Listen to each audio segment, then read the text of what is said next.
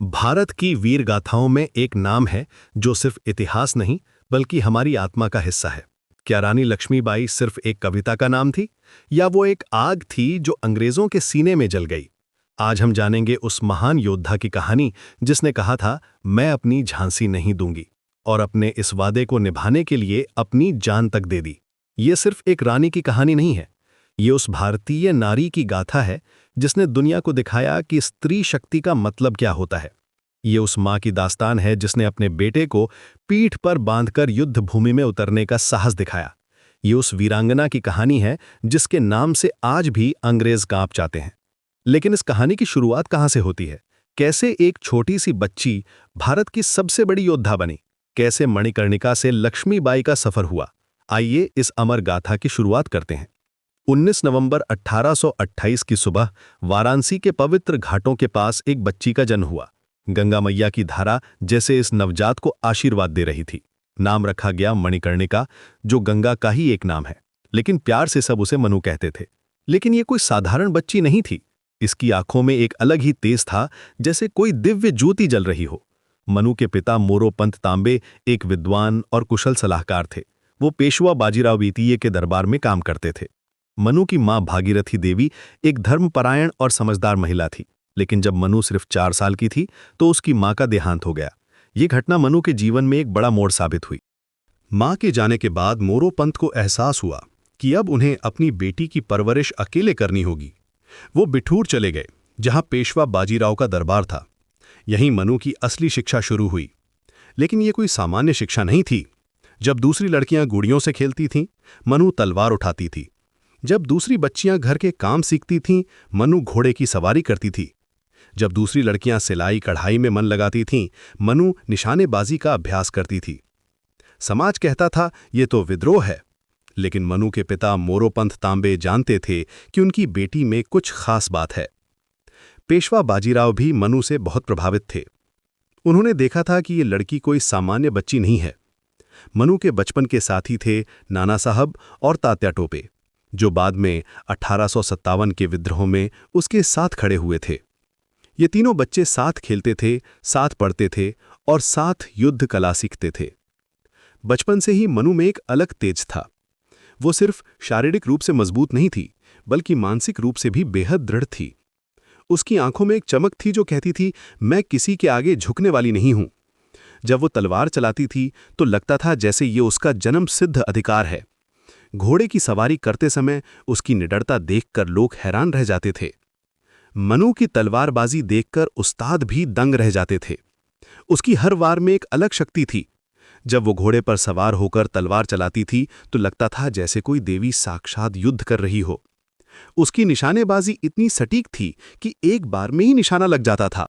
लेकिन मनु सिर्फ एक योद्धा नहीं थी, वो एक अच्छी विद्यार्थी भी थी। उसने संस्कृत, हिंदी और मराठी भाषाओं का अच्छा ज्ञान प्राप्त किया था। उसे इतिहास और राजनीति में भी गहरी रुचि थी। वो जानती थी कि सिर्फ तलवार से काम नहीं चलता, बुद्धि और रणनीति भी जरूरी है। मनु की मां भागीरथी देवी एक धार्मिक महिला थीं। उन्होंने अपनी बेटी को भगवान शिव की भक्ति सिखाई। मनु बचपन से ही शिव भक्त थी और उसे पूरा विश्वास था कि महादेव हमेशा उसके साथ हैं। ये आध्यात्मिक शक्ति ही थी जो बाद में उसे हर मुश्किल का सामना करने की हिम्मत देती रही। हर सुबह मनु शिव मंदिर जाती थी। वो भगवान शिव से प्रार्थना करती थी कि उसे अपने देश और धर्म की रक्षा करने की शक्ति मिले। ये उसकी प्रार्थना बाद में पूरी हुई, लेकिन उसे पता नहीं था कि इसकी कीमत उसे अपनी जान देकर चुकानी होगी। समय बीतता गया और मनु बड़ी होती गई। उसकी वीरता और सुंदरता की चर्चा दूर दूर तक फैलने लगी। लोग कहते थे कि मनु जैसी लड़की हजारों में एक होती है।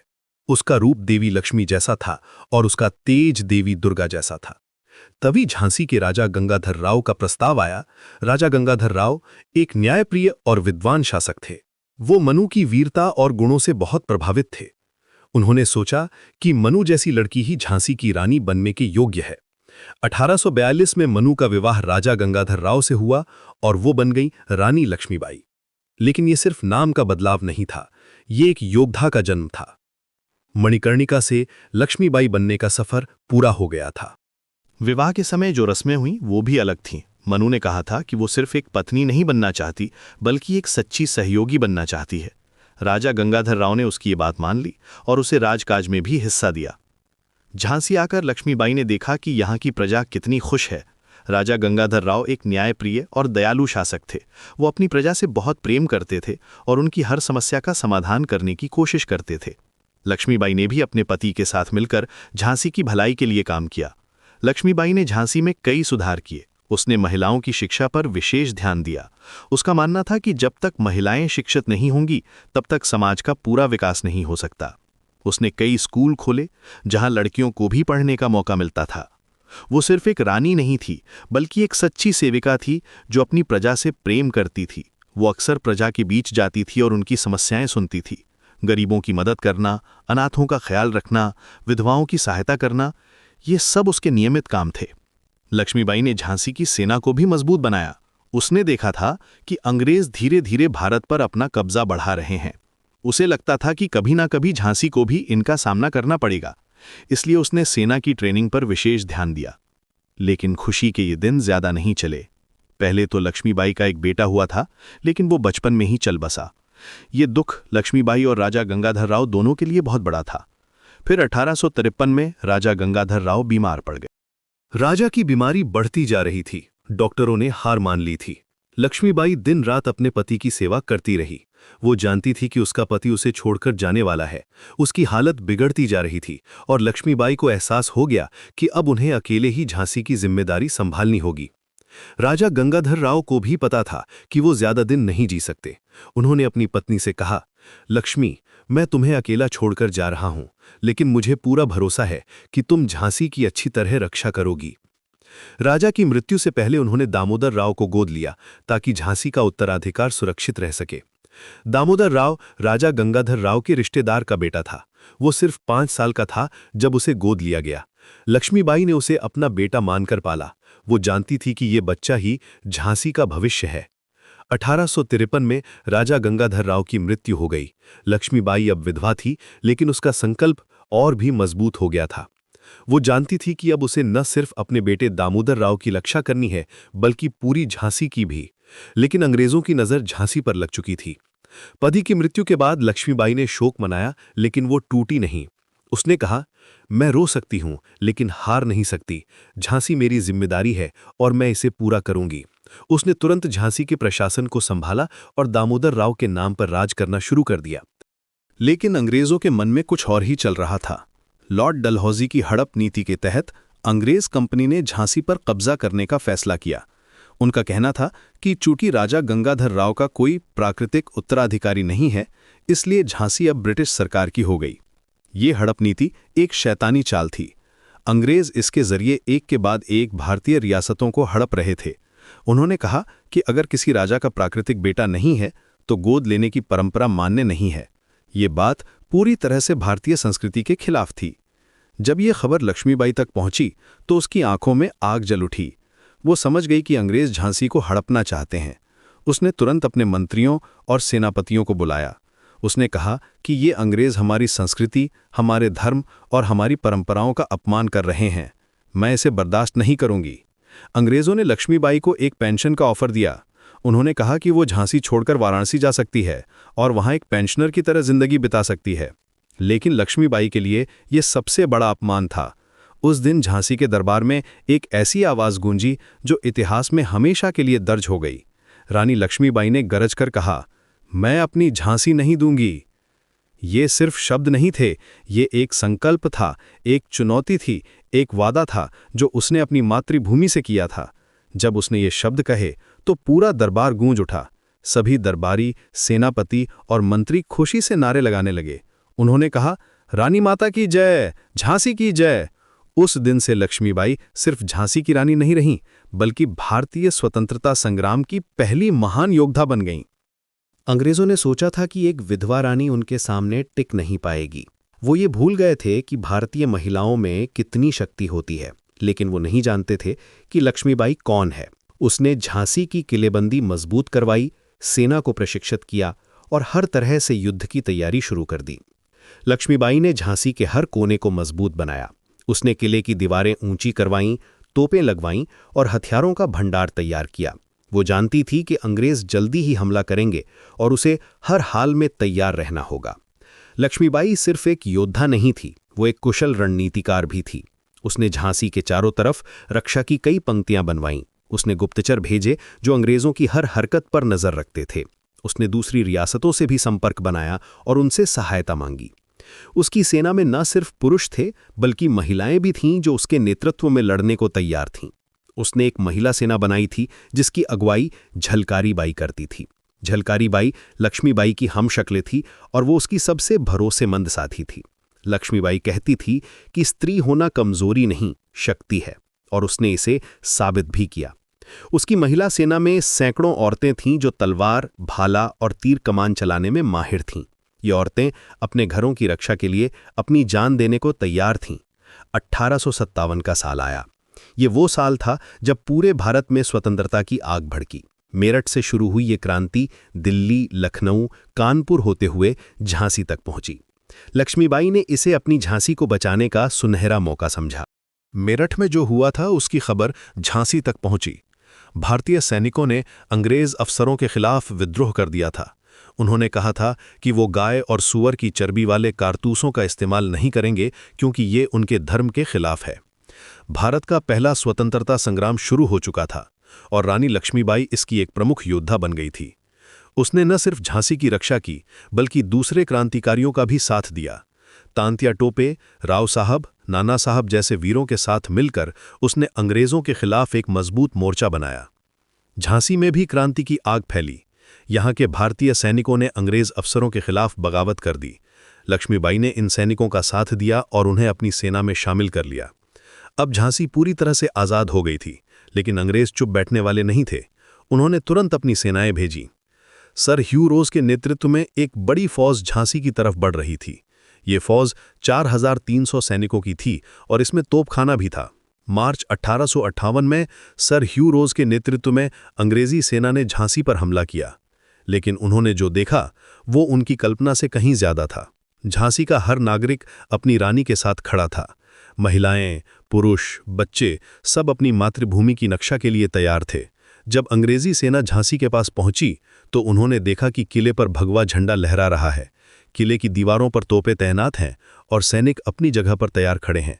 रानी लक्ष्मीबाई खुद किले की सबसे ऊंची मीनार पर खड़ी थी और अपनी सेना को हिदायतें दे रही थीं। झांसी की घेराबंदी 2 हफ्ते तक चली। हर दिन भयंकर लड़ाई होती थी।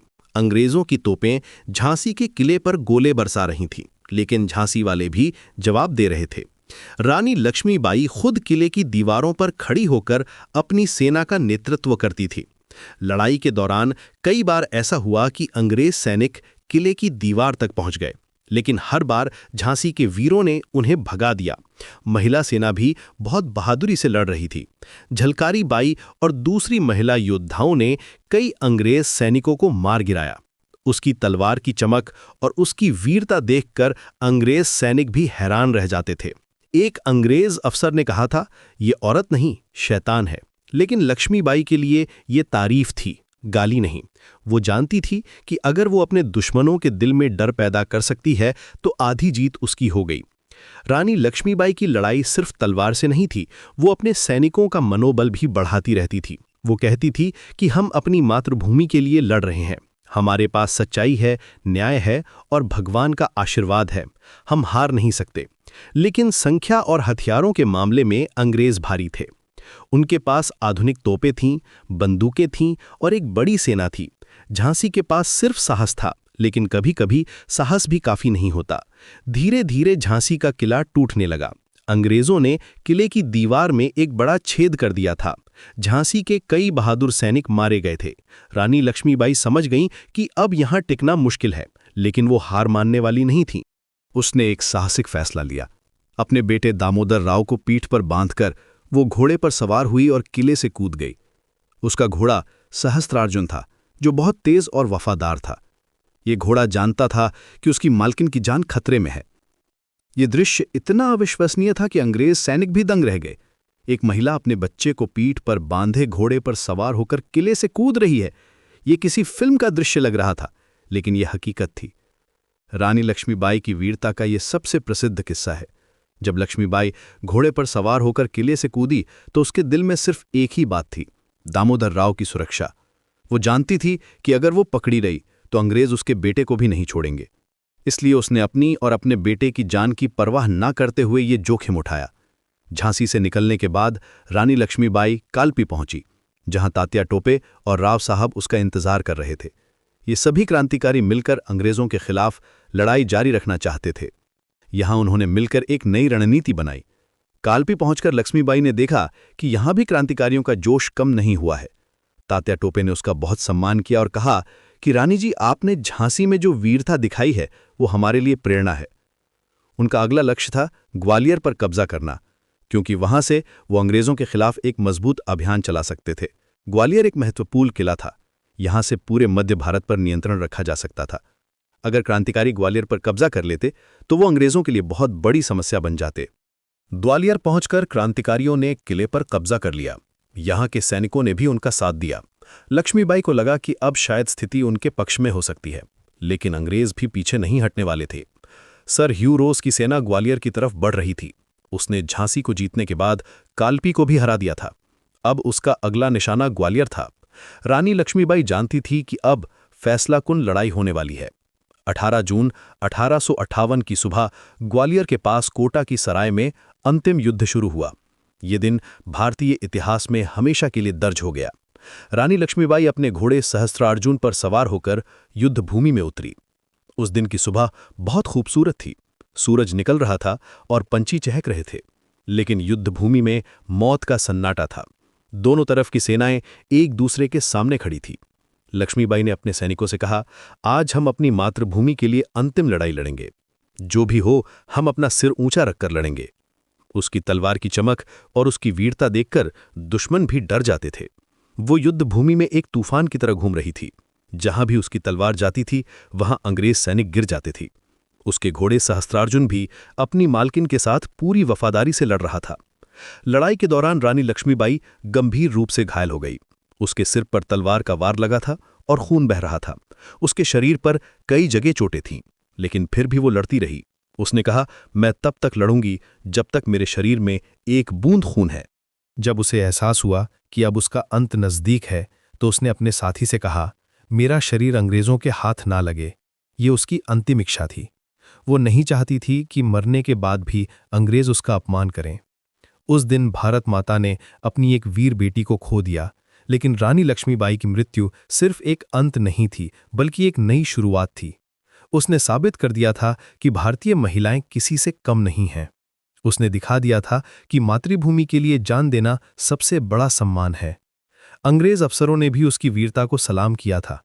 सर ह्यू रोज ने कहा था कि रानी लक्ष्मीबाई सबसे बहादुर और कुशल दुश्मन थी जिसका सामना उसने भारत में किया था। ये उसकी वीरता का सबसे बड़ा प्रमाण था कि उसके दुश्मन भी उसका सम्मान करते थे। एक अंग्रेज अफसर ने लिखा था, रानी लक्ष्मीबाई एक असाधारण महिला थी। उसमें पुरुषों जैसा साहस था, लेकिन उसका दिल एक माँ का था। उसने अपने बेटे और अपनी प्रजा के लिए अपनी जान दे दी थी। रानी लक्ष्मीबाई की कहानी यहीं खत्म नहीं होती। उसकी मृत्यु के बाद भी उसकी वीरता की गाथा पूरे भारत में फैलती रही। लोग कहते थे, खूब लड़ी मर्दानी, वो तो झांसी वाली रानी थी। ये सिर्फ एक कविता नहीं थी, बल्कि एक सच्चाई थी जो हर भारतीय के दिल में बस गई थी।